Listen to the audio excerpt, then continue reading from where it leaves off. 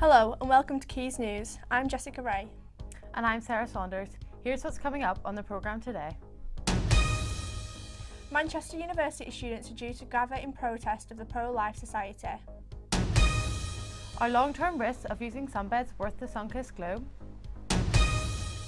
A new music hub in Stretford hopes to help struggling smaller artists find their feet despite the major problems the industry is having. I'm here at Nelson Street in Bury reporting on a property that exploded yesterday.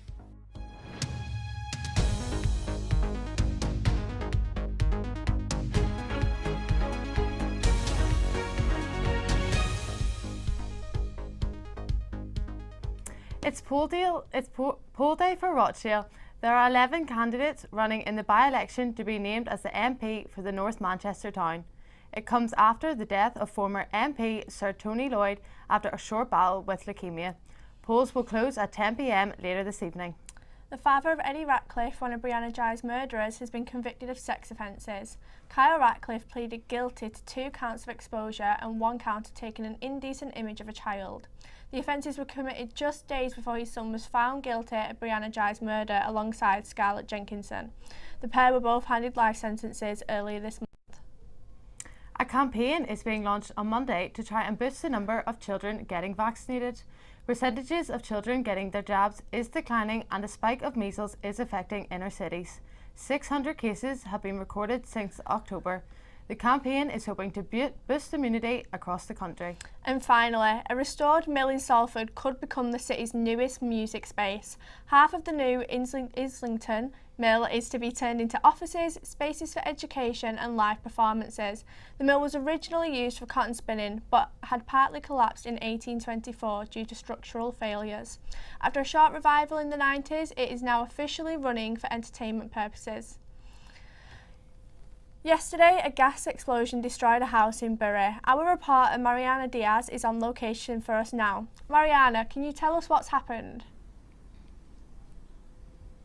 Yes, that's right, thank you. We were actually standing quite close to the property where the explosion actually took place here on Nelson Street in Bury, but we have actually been asked by the police to move a whole street away.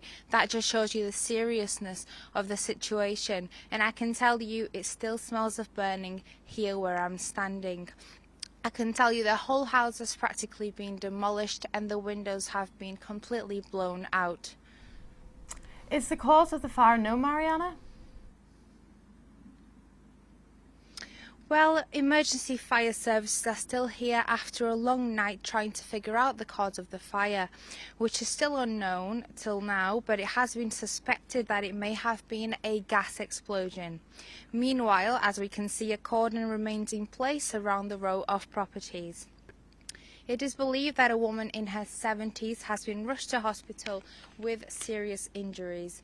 Greater Manchester Fire and Rescue Services are working with Bury Council to get residents back to their personal properties as soon as possible.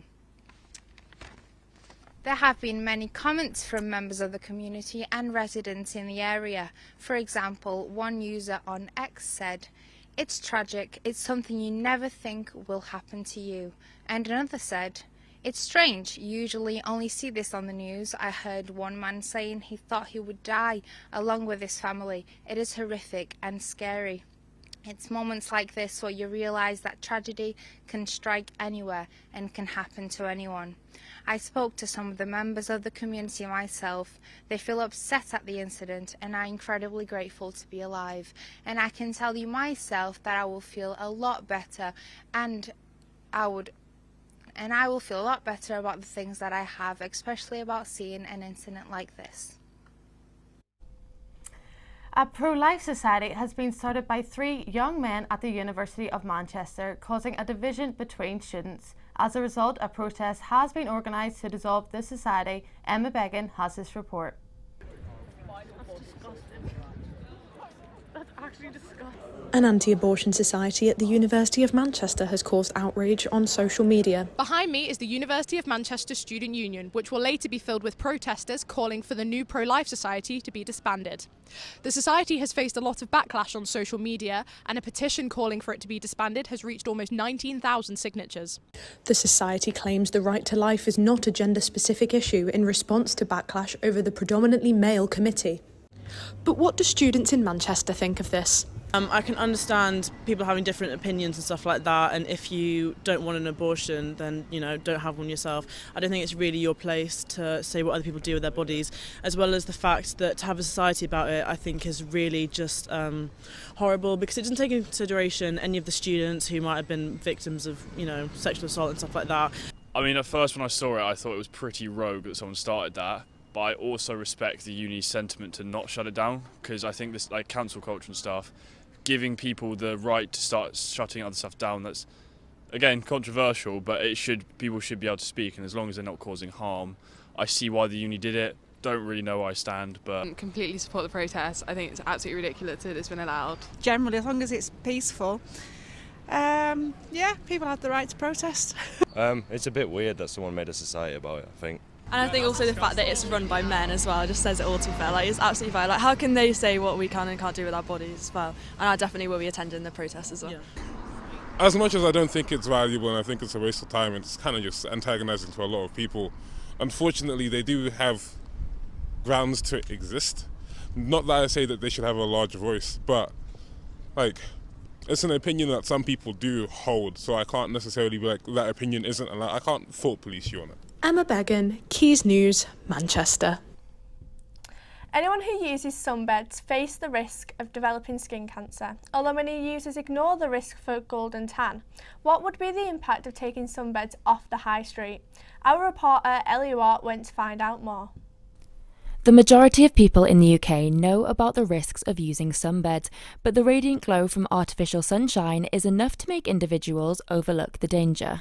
I usually do about 24 minutes, and I do it probably 2 to 3 times a week. I think I'm addicted to using sunbeds because if my tan starts to fade, I'm like, I instantly need to get a sunbed, and I don't really feel pretty without a tan. And it's because they cleared up my skin and everything, so I feel much more confident when I have a tan. I do know about the risks, I understand the risks, because one of my friends actually got skin cancer from them. However, I don't think I would stop unless it was banned. I use a few things to accelerate my tan. I use a tan accelerator cream, and I use nasals, which help prolong your tan and get you a deeper tan. UV radiation causes significant harm to health, but it also costs the NHS an awful lot of money. There is strong evidence out there that sunbeds are a class 1 carcinogen, so that means they're the same level as smoking in terms of harm on your health. So what we've done is think about what would happen if we looked at a policy to take sunbeds off the high street. And we looked at what would happen to the healthcare system as well, so we focused on what would happen to the NHS. £1 million is to be invested into the public health campaign. Following a sample of 18-year-olds over their lifetime saves the NHS £700,000. Research shows there'll be reduced cases of melanoma by 1,200 and deaths due to melanoma by 200. If you sort of then expanded that and looked at people who were age 19, age 20, age 21, etc., you can imagine that the health benefits are quite strong. And in Australia, sunbeds are already banned. Yes. So did that come into mind when you did your research? Do you think sunbeds should be banned yourself? Yes. Ellie Watt, Manchester. Anyways. After that, maybe people might switch to getting their tan from the bottle. Now, Daniel Caddick joins us in the studio taking a deep dive into Manchester's music scene. Daniel. And just before that, have you guys got any gigs planned this year? So I am due to go to Katie Baser at the end of this month. It's a bit of a late birthday present kind of thing. And then Olivia Rodrigo a little bit later in the year. Very, very nice. How about yourself?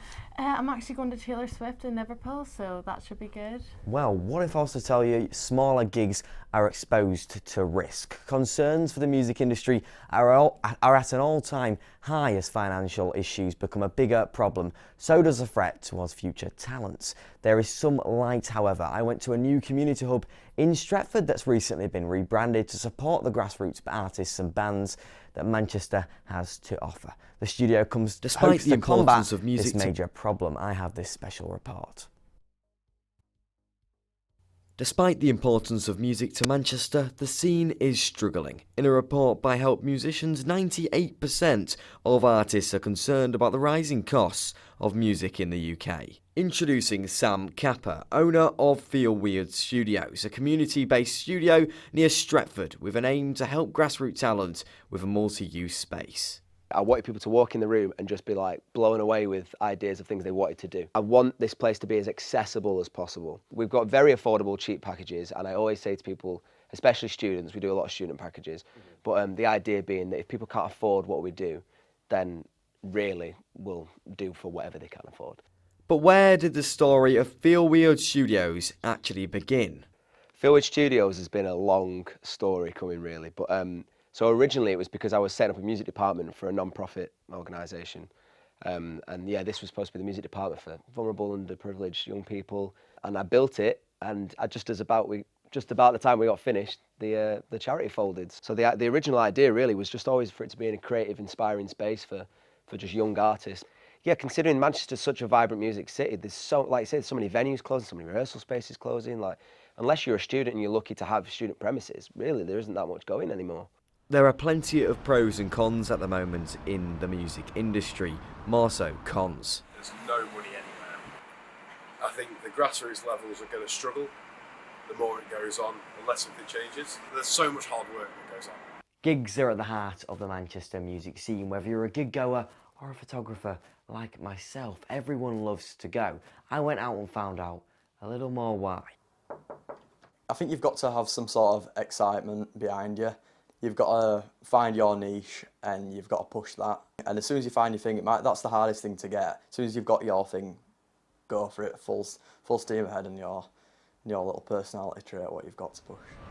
Daniel Caddick for Quays News in Manchester.